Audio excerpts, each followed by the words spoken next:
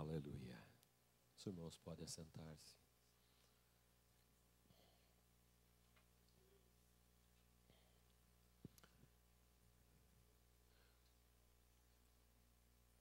Quero agradecer a todos pelas palavras de conforto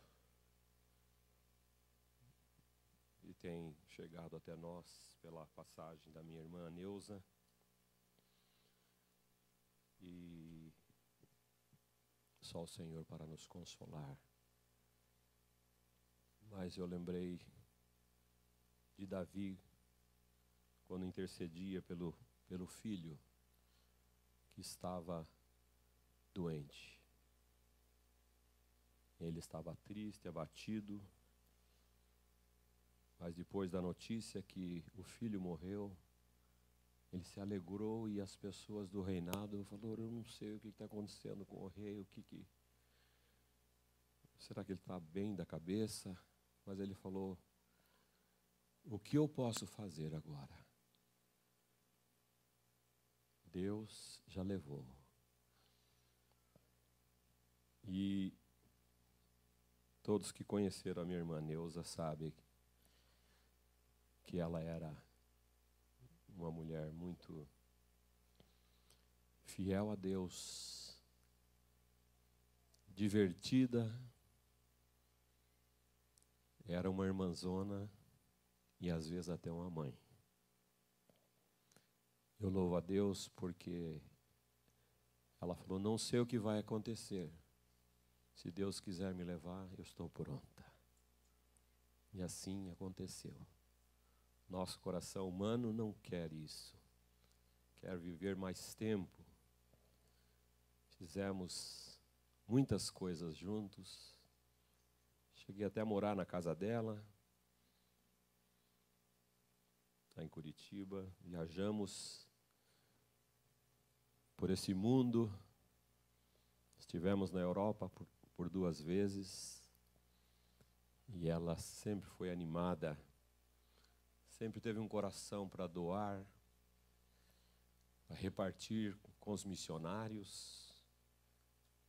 Enfim, sempre teve um coração para servir. Mas agora ela está com o Pai. Aleluia. Isso que traz conforto a nós. Ela está com o Pai.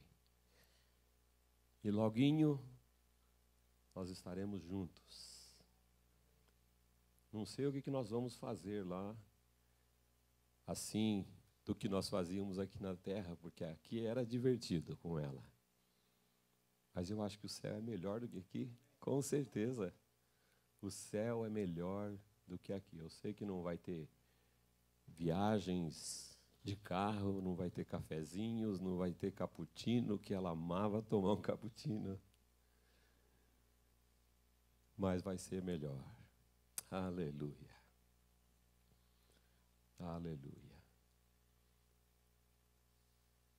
Irmãos, valorize a amizade, valorize os seus irmãos enquanto você está vivo. Porque depois que partir não adianta reclamar. Então valorize. Às vezes não dá tempo de ir ao Brasil por um familiar que falece. Eu perdi meu pai, estava aqui. Perdi a minha mãe, estava aqui. Ah, mas o senhor não tinha documento? Tinha. Mas não tinha tempo hábil para chegar. E às vezes, muitos eu já sei que passaram por isso. Outros vão passar. Tenha o seu coração firmado no Senhor. Aleluia. Abra sua Bíblia nesta manhã. Mateus capítulo 22, 15 a 22. Eu quero falar com vocês como valorizar uma moeda. E não vou falar sobre prosperidade, com certeza. Mas você precisa saber valorizar essa moeda. Talvez você não tenha valorizado tanto o quanto ela vale. O valor dela é inestimável.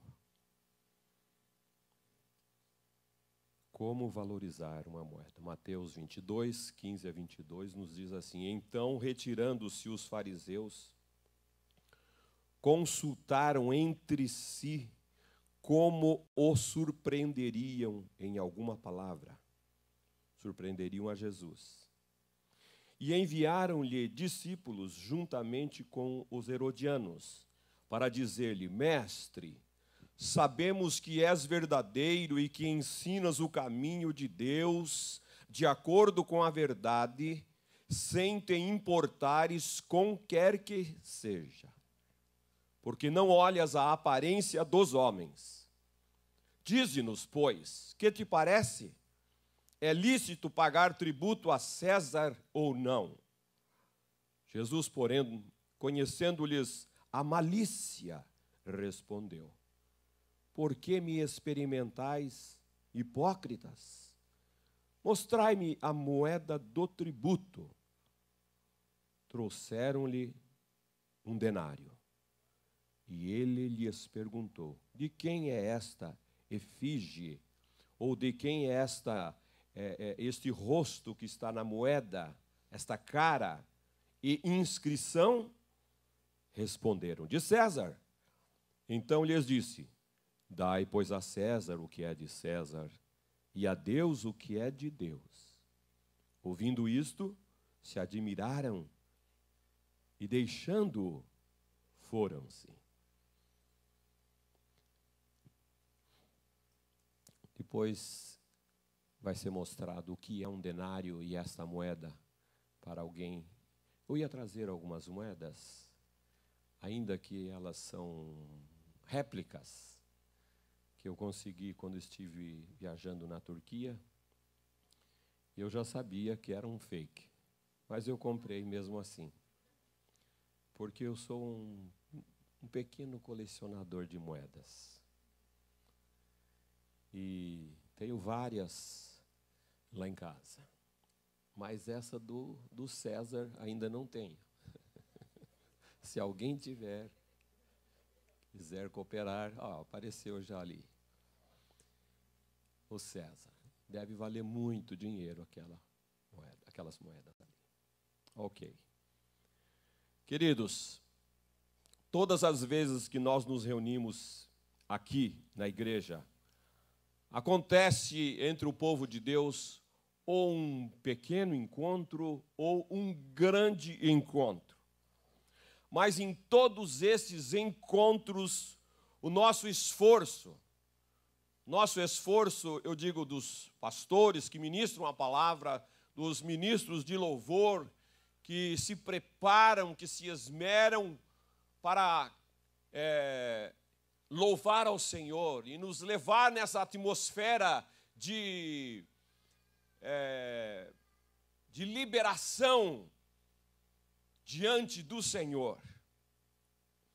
Tem sido para conscientizar a igreja a ser sal e luz do mundo. Isso é o que está no nosso coração, isso é um peso. Será que nós alcançamos nesta manhã o teu coração? Será que nós alcançamos nesta manhã a tua atenção? Ou para que você seja despertado para ser luz e sal aqui nesta terra? O apóstolo Paulo, em todas as igrejas que ele estabeleceu, ele sempre tinha a preocupação e o zelo. Estamos estudando a carta de Paulo aos Coríntios, e nós vemos isso claramente, este zelo, esta preocupação de que os irmãos se tornassem irrepreensíveis, sinceros, filhos de Deus, inculpáveis, no meio de uma geração pervertida e corrupta, para resplandecerem como luzeiros no mundo. A igreja de Jesus deve ser formada por pessoas que saibam fazer a diferença. Este é um trabalho árduo, mas muito importante. Quem deseja crescer e ser forte não pode continuar se alimentando de leite. Não pode continuar apenas ouvindo aos domingos a palavra. E muitos não conseguem ou deixaram, às vezes, até de acompanhar a leitura. Uau, que palavra maravilhosa, como o pastor falou, tarefa de casa.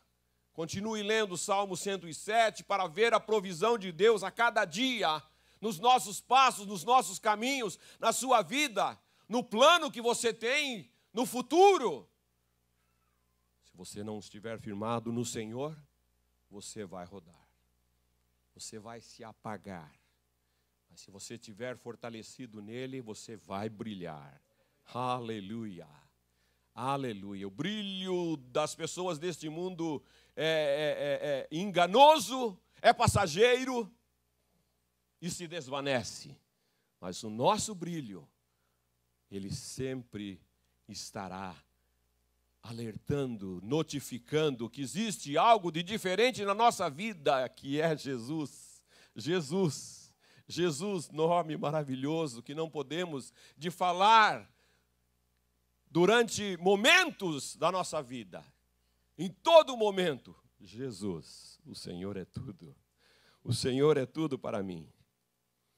Então, não se contente com apenas o leite. Você precisa ter disposição de buscar o alimento sólido da palavra de Deus. E isso vai custar alguma coisa para você, porque você tem que se dispor a buscar alimento. Precisa se dispor. Você tem que fazer a sua parte. Para digerir este alimento, porém, é preciso demonstrar uma disposição singular. Nenhuma tarefa poderá ser efetivamente realizada se não houver uma mistura de coração e alma com pernas e braços, porque sem essa combinação pouca coisa vai acontecer. Eu queria, todos estamos querendo, mas eis-me aqui, conta comigo, eu quero fazer, então você tem que sair de casa, você tem que vir para cá, ou você tem que dizer, eu estou aqui, o que eu posso fazer?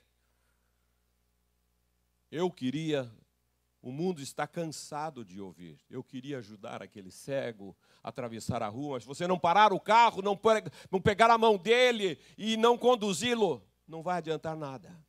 Fica apenas no querer, e o tempo passa, a vida passa, né, e você não faz nada. Mas não foi para isso que nós fomos chamados. Nós fomos chamados para realizar a vontade e a obra do Senhor. Amém? Nós fomos chamados para isso. E nós temos que nos conscientizar desse chamamento. Pois bem, esse aqui não é bem a palavra que eu quero falar sobre as moedas. Jesus estava sempre cercado por pessoas. Na verdade, muitas delas não tinham interesse em conhecer bem a Jesus, a sua palavra, a sua mensagem, a sua vida, a sua missão. Rodeavam o mestre com segundas intenções, procurando um momento para pegá-lo em alguma palavra que ele falasse. Pegamos, ele falou que está contra o rei, ele falou que está contra a lei, ele falou isso ou aquilo. Era para isso que muitas pessoas se aproximavam de Jesus.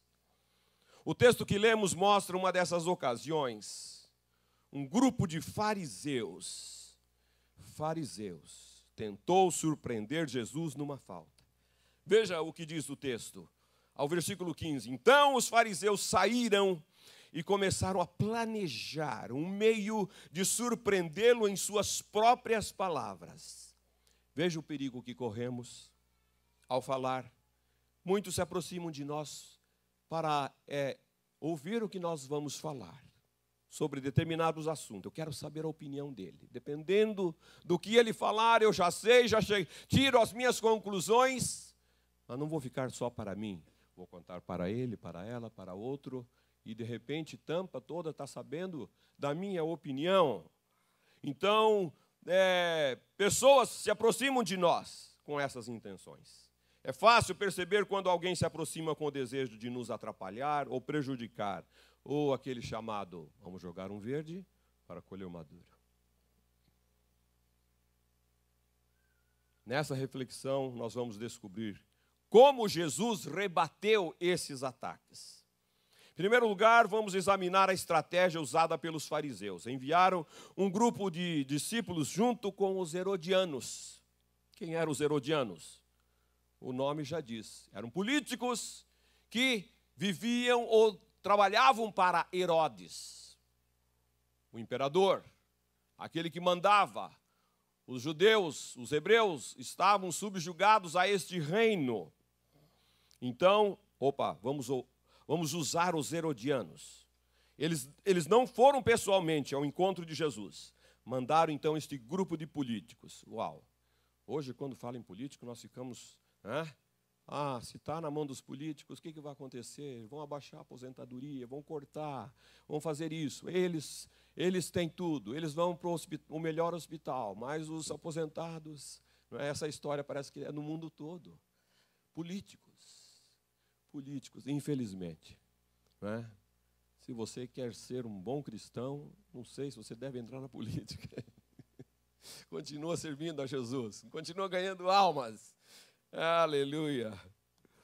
Então, os herodianos não se interessavam pela lei, eles não se combinavam muito com os fariseus, que guardavam a lei, mas também queriam a independência civil e religiosa ali dos romanos. E os herodianos trabalhando para Herodes. A linguagem desse versículo é reveladora. Mestre, sabemos que és verdadeiro e que ensinas o caminho de Deus de acordo com a verdade, sem te importares com quem quer que seja, porque não olhas a aparência dos homens. Eles não acreditavam em nenhuma dessas afirmações que eles estavam para Jesus. Mentirosos, enganadores. Queriam somente apanhar Jesus em falta contra o governo de Herodes. Tenha muito cuidado com pessoas que se aproximam de você com elogios exagerados. Nem sempre elas chegam para abençoar as nossas vidas, mas jogar os verdes e colher o maduro. Em segundo lugar, vamos analisar a pergunta que eles fizeram. Dize-nos, pois, para Jesus, qual é a tua opinião? É certo pagar o imposto a César ou não? Jesus discerniu o espírito daqueles homens. Veja que Jesus usou um dos dons do Espírito para identificar as intenções dos fariseus. Se há uma virtude ou dom necessário para se fazer a obra de Deus, é o dom de discernimento. Discernimento. Por isso você precisa estar em comunhão com Deus, para discernir as coisas de Deus e as coisas do maligno. Mas me falaram isso. É de Deus? Vamos conferir com Deus, vamos discernir se é de Deus. Não tem fundamento nenhum na palavra de Deus, pode rejeitar. Não vem de Deus. Ou vem do coração do homem, ou vem de Satanás, porque ele usa pessoas para falar determinadas coisas. E se você não discernir, você poderá entrar num caminho perigoso, um caminho que não é o caminho de Deus. Você precisa discernir as coisas, discernir o que os seus filhos estão falando a respeito disso ou daquilo. Discerne o caminho que eles estão tomando. Vejamos agora como Jesus agiu diante daquele desafio. Versículo 19. Então ele diz assim: mostrai-me a moeda do tributo. Foi aquele que apareceu ali.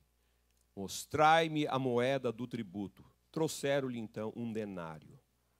Jesus sabia que aquela moeda possuía ao imperador, pertencia ao imperador.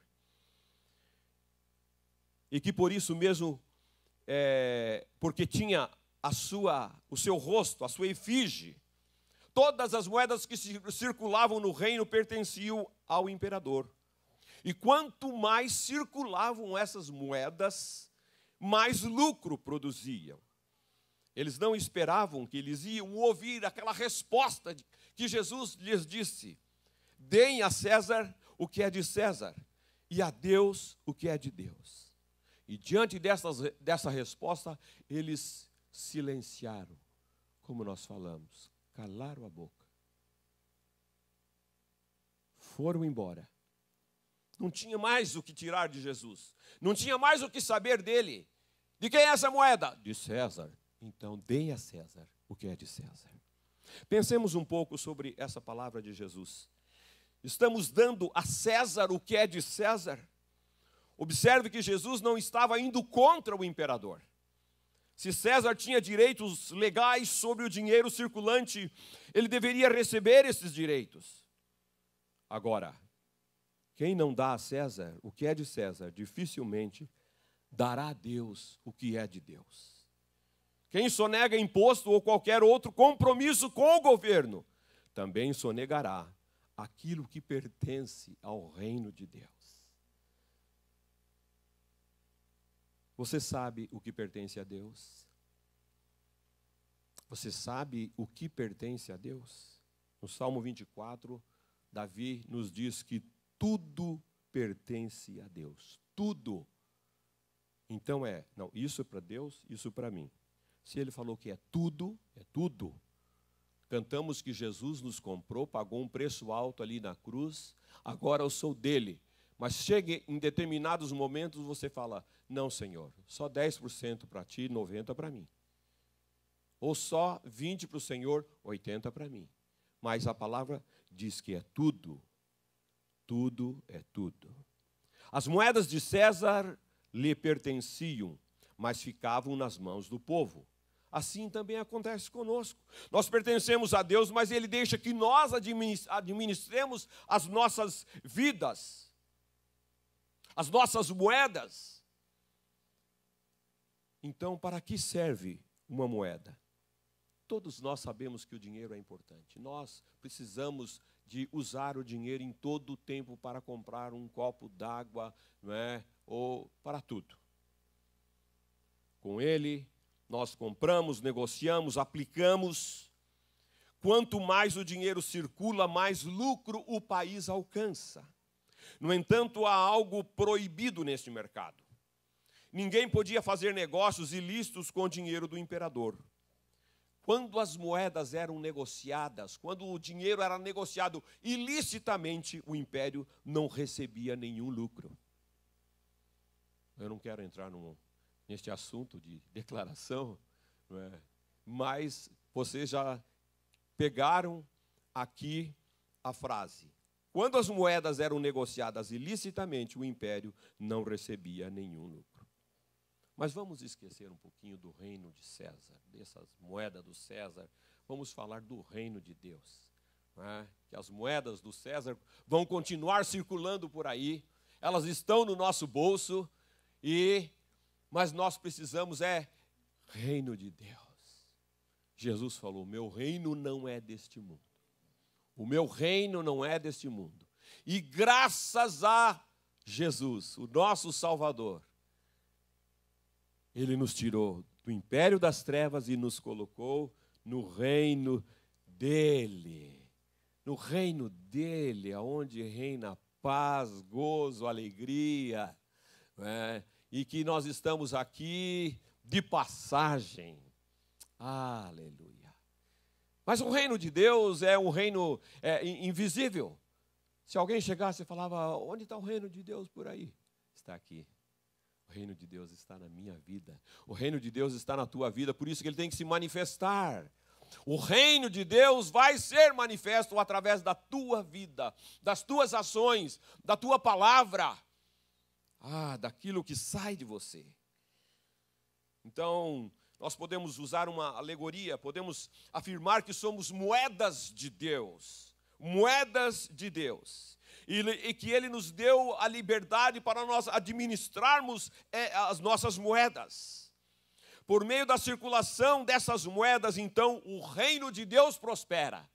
Por meio da circulação destas moedas, que é a tua vida, que somos nós, o reino prospera. Aleluia. Quanto mais essas moedas circularem pelo mundo, mais lucros produzirão. Aqui também cabe o mesmo princípio. É proibido fazer negócios ilícitos com essas moedas. Tudo bem? Você está aqui comigo? porque essas moedas somos nós. É proibido fazer negócios ilícitos com essas moedas. E outra coisa importante, essas moedas não podem deixar de circular. Não pode deixar de circular. Se você rasgar uma nota ou guardar em casa as moedas, você está desvalorizando o lastro do país. Podemos ler em Mateus 25, 24 a 27, um texto bastante conhecido, quando Jesus conta a parábola dos talentos. E todos nós conhecemos, mas esses versículos dizem assim, que chegando por fim, o que recebera um talento, porque este servo, este senhor, ele, quando se ausentou do país, ele chamou os servos e distribuiu para um 5 talentos, para outro 2 e para outro 1. E falou para eles, vocês devem granjear, saiam por aí, não é? Comprem alguma coisa, revendam, mas vocês têm que granjear outros talentos. E aí esse cidadão que tinha um talento apenas, ele não negociou nada. E ainda ele pensou, sabe o que eu vou fazer? Esse senhor é muito rigoroso, ele é assim, terrível. Eu vou pegar esse talento, eu também não vou negociar coisa nenhuma. Deixa as coisas correr como estão, né? Eu vou enterrar. Então, chegando por fim, o que receber um talento. Ah, Senhor, sabia que o Senhor é muito severo. Receoso, escondi na terra o meu talento. Aqui tens ele de volta. Mas o Senhor disse para ele, servo mau e negligente, sabias que ceifo onde não semeei e ajunto onde não espalhei. Cumpria, portanto, então, que entregasse o meu dinheiro aos banqueiros. Eles iam fazer render, não é mesmo, mais. Então, esta parábola nos mostra os talentos ou a nossa vida, ou esse tipo de moeda que ela não pode parar. Ela precisa estar em atividade o tempo todo. Lembre-se também que não podemos simplesmente devolver essas moedas a Deus, como o cidadão aqui do um talento foi e fez. Não, está aqui o que é teu. Não podemos. Ao receber de volta o mesmo talento, o dono ficou irado e puniu o servo mau. Deus quer que a sua moeda esteja em constante valorização. Ele não quer receber o mesmo valor. Quando você sai de circulação, está enfraquecendo o reino de Deus.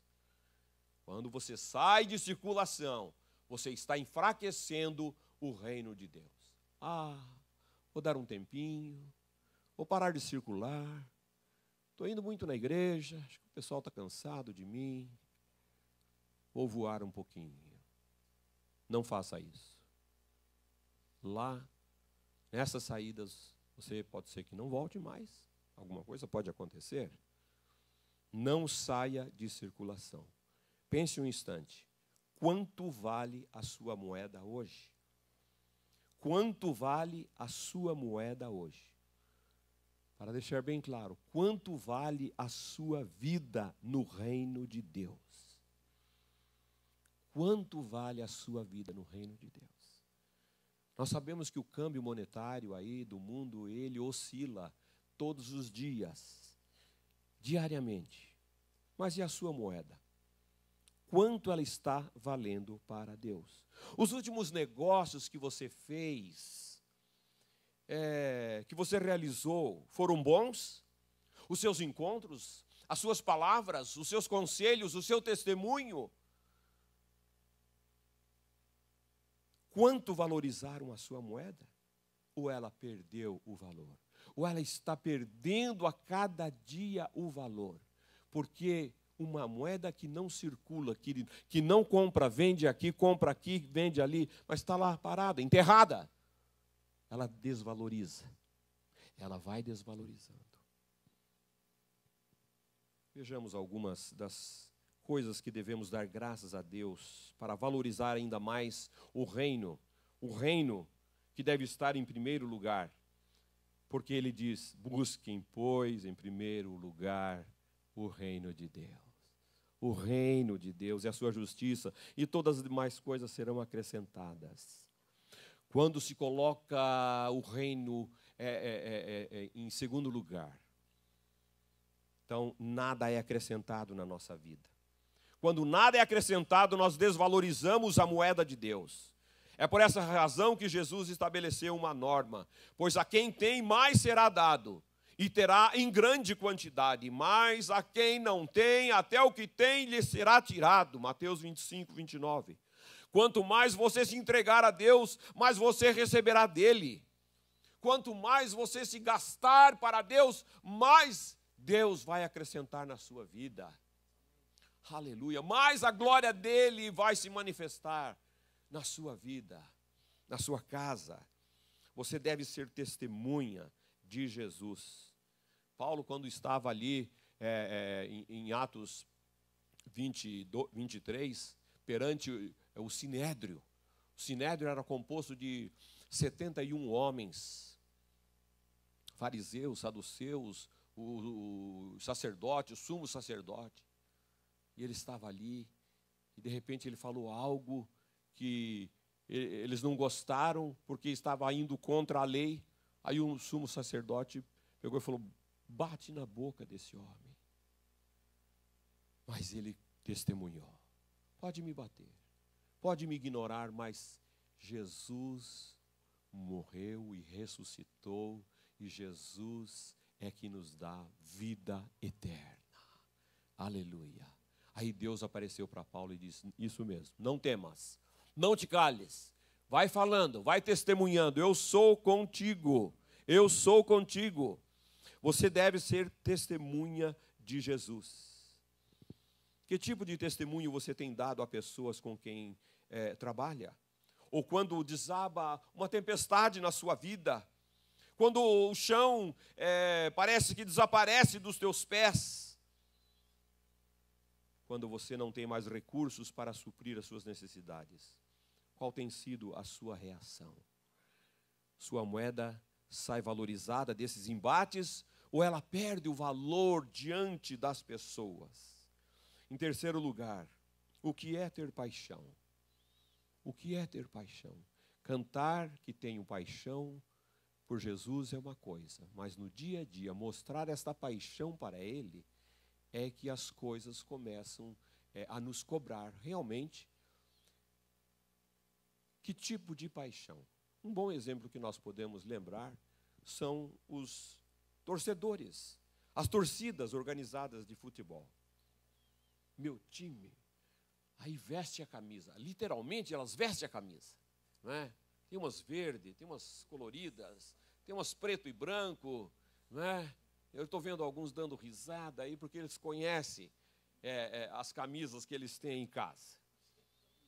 Essas pessoas apaixonadas por seus clubes superam qualquer sacrifício ou distância para estarem lá.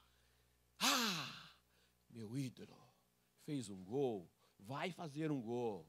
E se não bastasse, ainda leva as crianças juntos, com todos uniformizados, já para incutir na cabeça da criança que ele deve ser, esse é o nosso time, é o time que nós devemos lutar, é o time que nós devemos gritar por ele e tal, vai meu filho.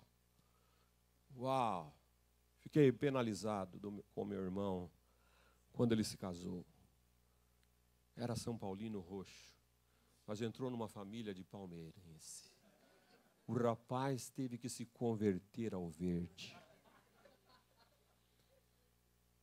Isso é um exemplo de paixão. Isso é um exemplo de paixão. Agora, queridos, o dia em que a igreja entregar a Deus a sua paixão, o inferno vai sofrer uma grande desvalorização. Porque você é apaixonado por Jesus. Você fala de Jesus, você não se cala, você demonstra com a sua vida, com seus atos, a sua moeda valoriza. Quando as pessoas estão perto, te olham, te veem, te ouvem. Você sai valorizado. Não somente, mas é o nome de Jesus que está sendo valorizado, que está sendo anunciado, que está sendo proclamado. Por isso eu te digo nesta manhã, seja um apaixonado pelas coisas de Deus. Seja um apaixonado por aquele que perdoa os seus pecados.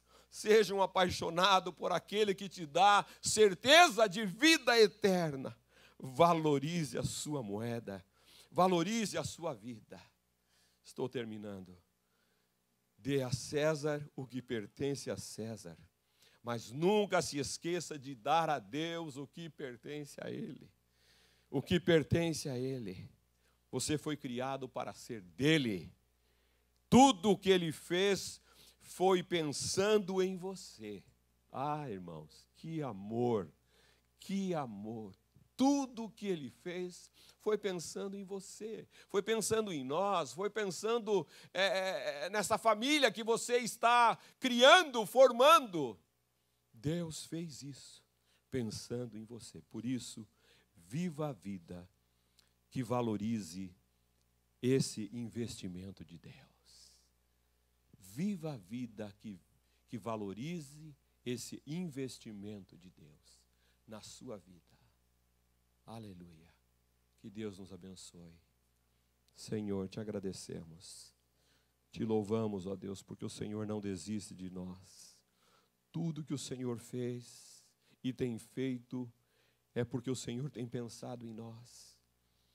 Ah, quando nós lembramos do sacrifício de Jesus ali na cruz, quando nós lembramos, ó Deus, e celebramos esta aliança que nós temos com Ele, Senhor Deus, isto é um prenúncio do que nós vamos reinar com Jesus na eternidade.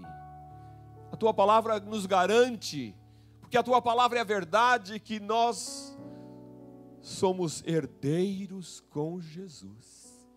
Aleluia. Senhor, que certeza, que alegria, que gozo que vai na nossa alma em saber, Senhor Deus, que nós estamos aqui de passagem, mas que nós reinaremos por toda a eternidade com Jesus. Nós não estaremos separados dele em momento algum. Ah, nós te agradecemos, Senhor Deus, e que todos aqui nesta manhã tenham esta certeza, ó Deus, que pertence a Jesus, que reinarão com Ele, porque se você está aqui e não tem essa certeza, você precisa acordar para a realidade, e que Deus desperte o seu coração para isso, no nome de Jesus, amém. Que Deus nos abençoe.